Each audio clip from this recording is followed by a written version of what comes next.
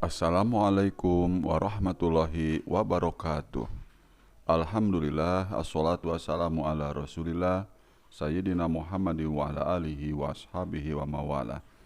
Amma ba'du, faya ayuhal hadirun ittaqullaha la'allakum tuflihun. Baiklah teman-teman, pada kesempatan ini kita akan membahas tentang poligami berdasarkan konsep perundang-undangan kontemporer. Dan ini yang berlaku di negara Indonesia. Dalam Undang-Undang Nomor 1 Tahun 1974 secara tegas disebutkan dasar atau prinsip perkawinan adalah monogini atau monogami.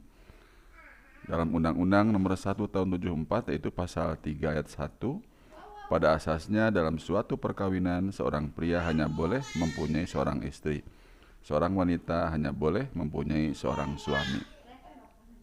Namun demikian, tetap ada kemungkinan untuk poligami, yaitu dalam pasal selanjutnya, yaitu pasal 3 ayat 2, bahwa pengadilan dapat memberikan izin kepada seorang suami untuk beristri lebih dari seorang apabila dikehendaki oleh pihak-pihak yang bersangkutan. Itu maksimalnya 4 orang, yaitu dalam pasal 55 ayat 1. Beristri lebih dari 1 orang pada waktu yang bersamaan terbatas hanya sampai 4 orang istri.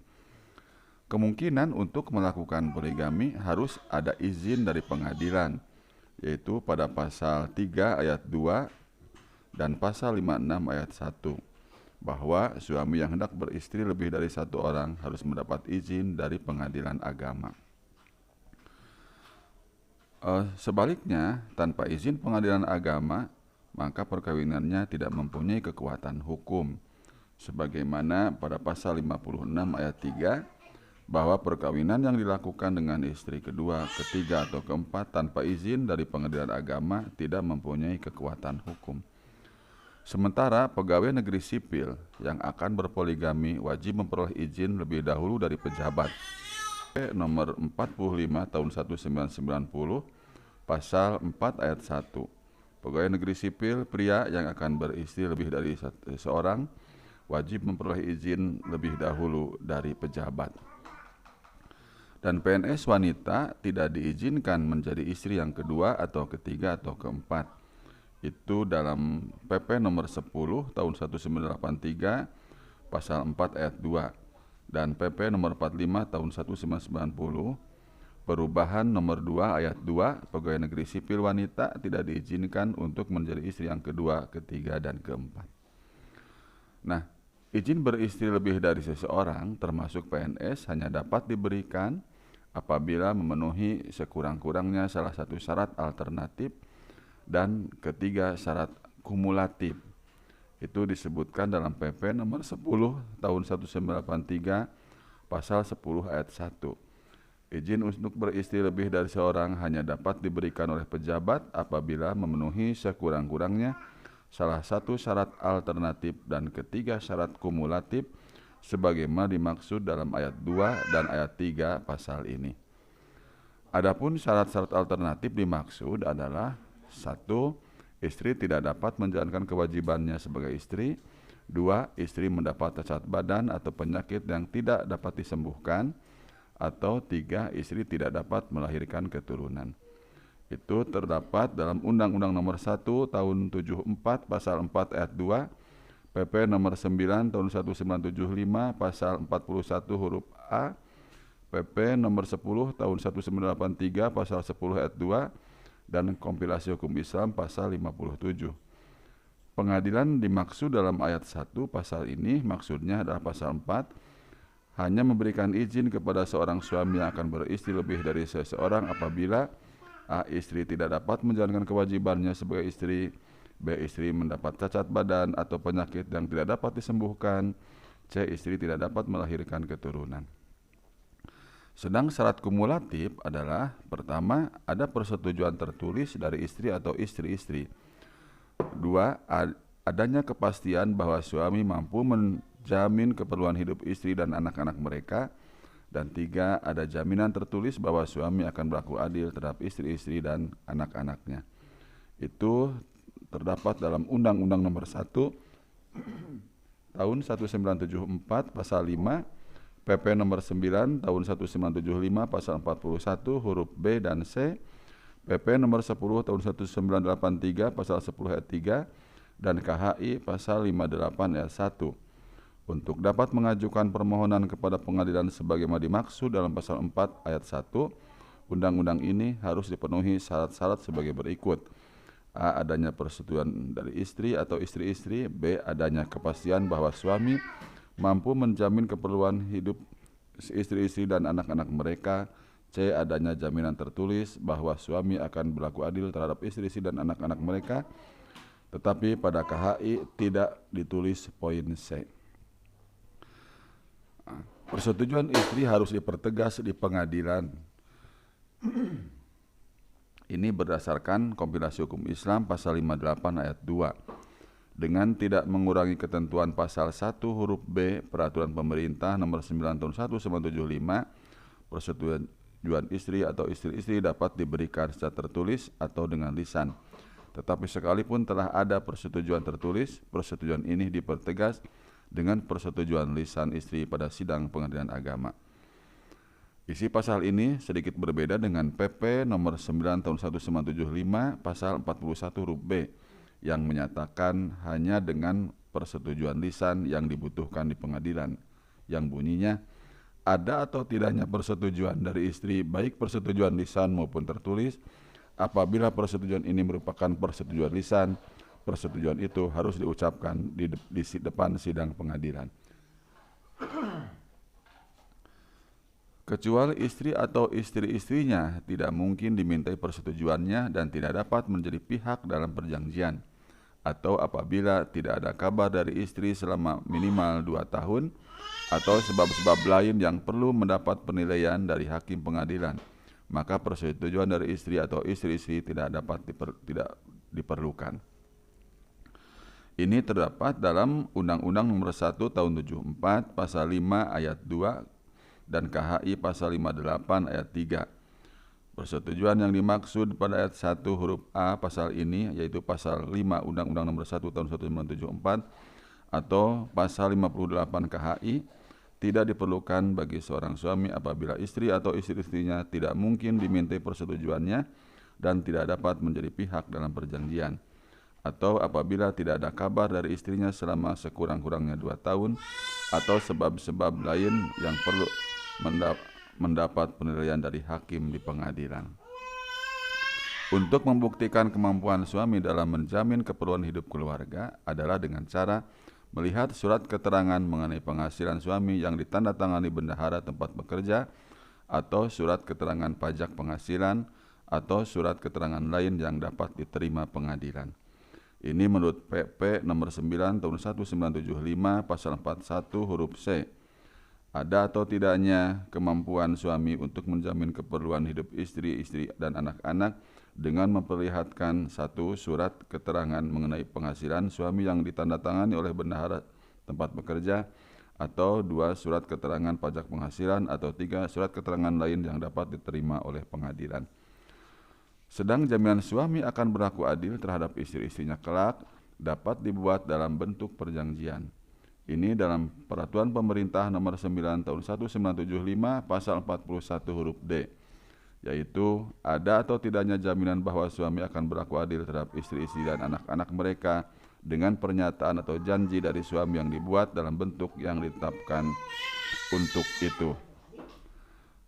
Kalau perkawinan poligami sudah terjadi, 1.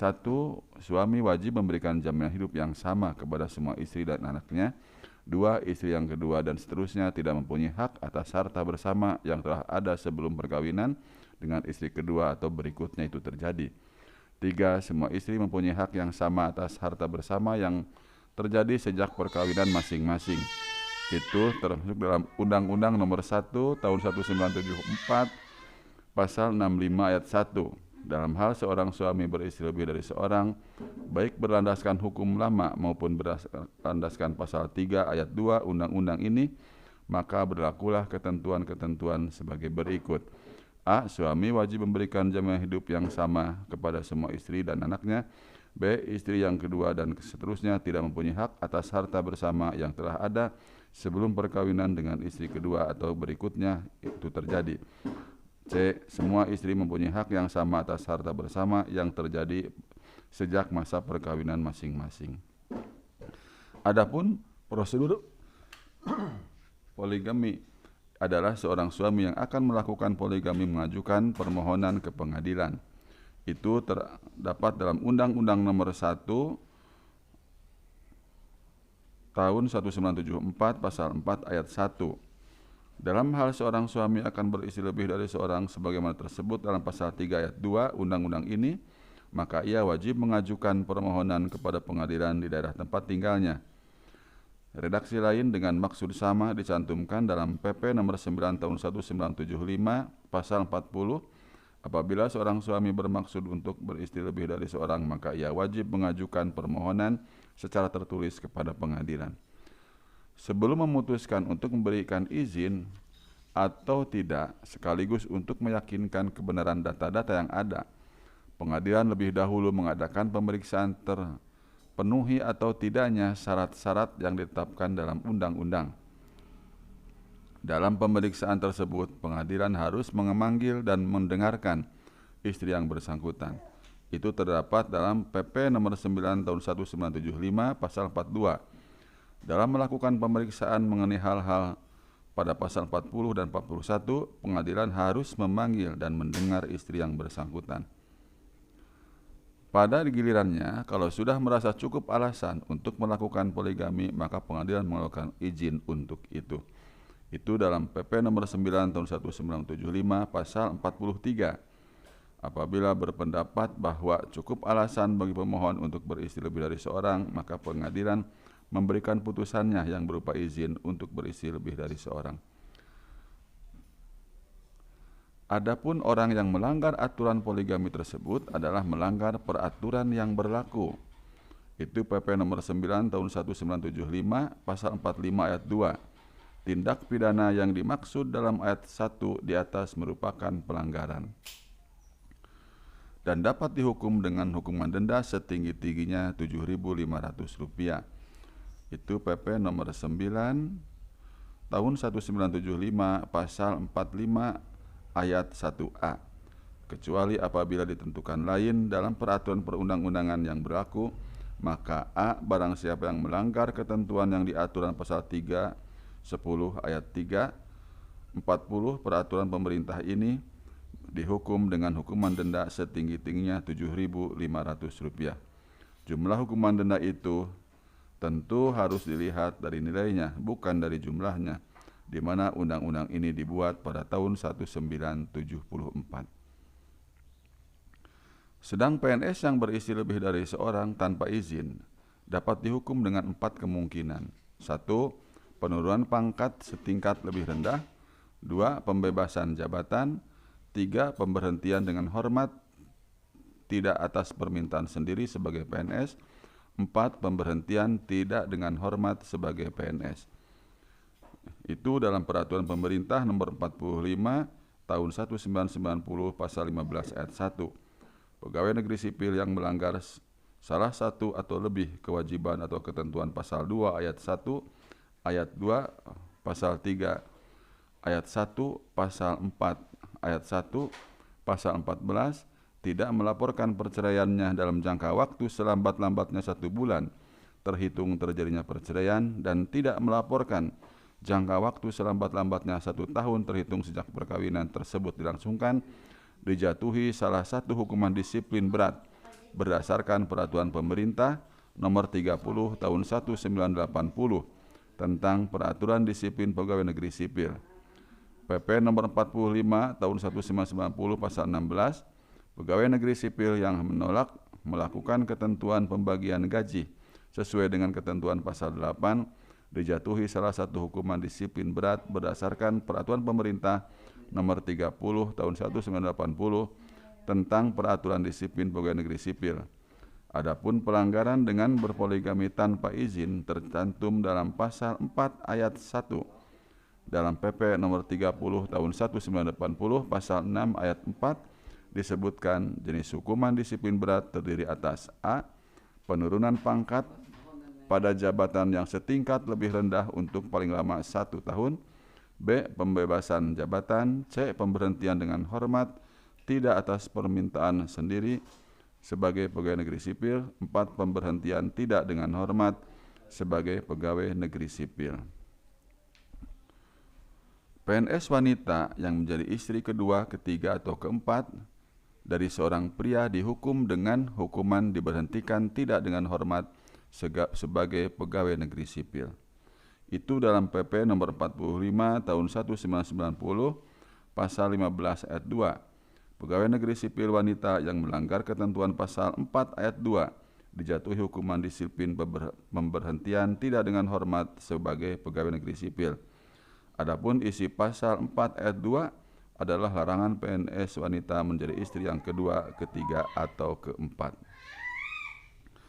Dari penjelasan di atas dapat disimpulkan bahwa Perundang-undangan Perkawinan Indonesia tentang poligami berusaha mengatur agar laki-laki yang melakukan poligami adalah laki-laki yang benar. 1. Mampu secara ekonomi menghidupi dan mencukupi seluruh kebutuhan sandang, pangan, dan papan keluarga, istri-istri dan anak-anak, serta 2. Mampu berlaku adil terhadap istri-istrinya, sehingga istri-istri dan anak-anak dari suami poligami tidak disia-siakan. Demikian juga Perundang-undangan Indonesia terlihat berusaha menghargai istri sebagai pasangan hidup suami. Terbukti untuk poligami suami harus lebih dahulu ada persetujuan dari istri. Untuk mencapai tujuan ini, semua perundang-undangan Indonesia memberikan kepercayaan yang sangat besar kepada hakim di pengadilan agama. Dengan demikian, peran hakim di pengadilan agama sangat penting dalam menerapkan aturan poligami ini. Demikian teman-teman, pada kesempatan ini kita telah beres untuk membahas poligami berdasarkan konsep perundang-undangan kontemporer. Semoga bermanfaat. Wassalamualaikum warahmatullahi wabarakatuh.